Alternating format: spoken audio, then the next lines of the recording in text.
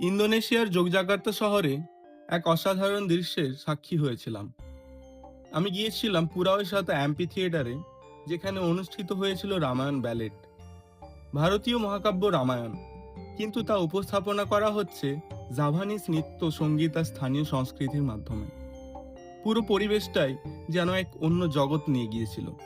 কিন্তু সবচেয়ে অবাক করার মতো বিষয় ছিল দর্শকদের দেখে খুব অল্প সংখ্যক হিন্দু দর্শক ছিল সেখানে, অধিকাংশই ছিলেন মুসলিম, আর সাথে ছিল অনেক বিদেশি পর্যটক। একটা হিন্দু ধর্মীয় কাহিনী, কিন্তু তা উপভোগ করতে এসেছে সব ধর্মের মানুষ। কেউ ধর্ম দেখে আসেনি, সবাই এসেছে সংস্কৃতি আর শিল্পকে অনুভব করতে। মঞ্চে রাম, লক্ষ্মণ, সীতা, হনুমানের চরিত্রে অভিনয় করেছে স্থানীয় শিল্পীরা। তাদের অনেকেই মুসলিম পরিবার থেকে আসা, তবুও তারা এমন শ্রদ্ধা, নিষ্ঠা আর ভালোবাসা দিয়ে রামায়ণ মঞ্চস্থ করেছেন যে একবারও মনে হয়নি যেন অন্য ধর্মের গল্প তারা পারফরমেন্স করছে। পারফরমেন্স শেষ হওয়ার পর যা দেখলাম সেটা আরো বেশি সুন্দর। ইন্দোনেশীয় আর বিদেশি দর্শক সবাই মঞ্চে উঠে শিল্পীদের সঙ্গে ছবি তুলছে, সেলফি নিচ্ছে। ছোট বড় সবাই হাসি মুখে একসঙ্গে মিশে গেছে। সেই মুহূর্তটা ছিল একেবারে খাঁটি মানবিকতার ছবি।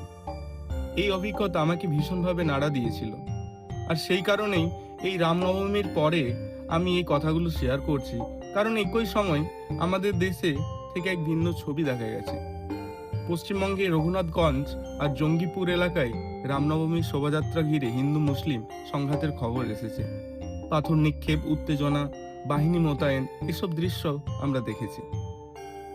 এই দুটো ছবি যখন একসাথে দেখি তখন একটা প্রশ্ন মাথায় আসে।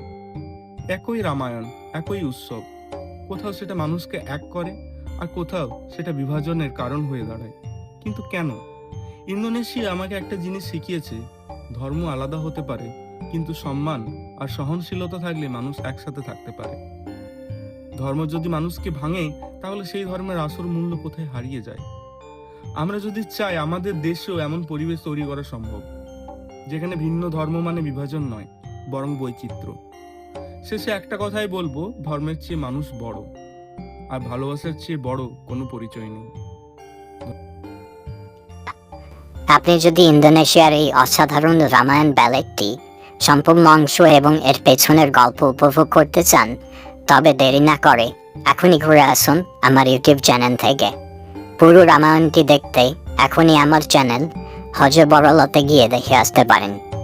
নিচে চ্যানেলটির লিঙ্ক দেওয়া হলো।